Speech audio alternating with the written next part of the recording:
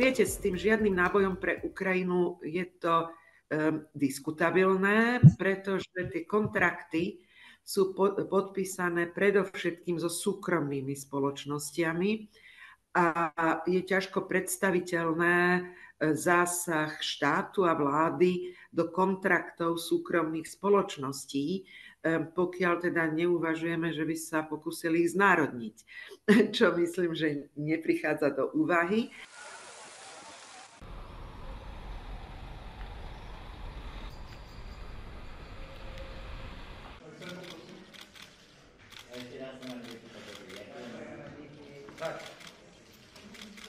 Jeho zásadná podmienka je, že sa nesmie nijako zmeniť zahranično-politická orientácia Slovenskej republiky.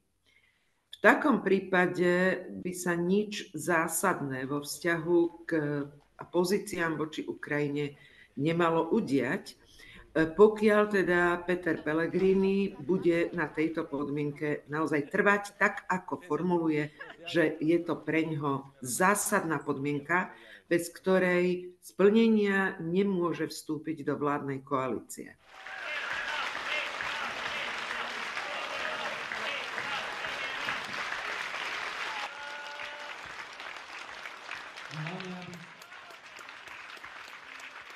Unavení sú veľmi výrazne.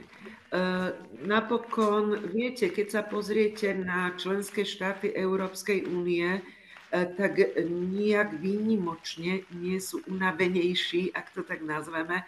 Naozaj je to bohužiaľ únava, ktorá už zasahuje celú Európsku úniu, ale hlavne v dôsledku nezvládania dôsledkov vojny na Ukrajine, v podobe energetickej krízy a krízy životných nákladov.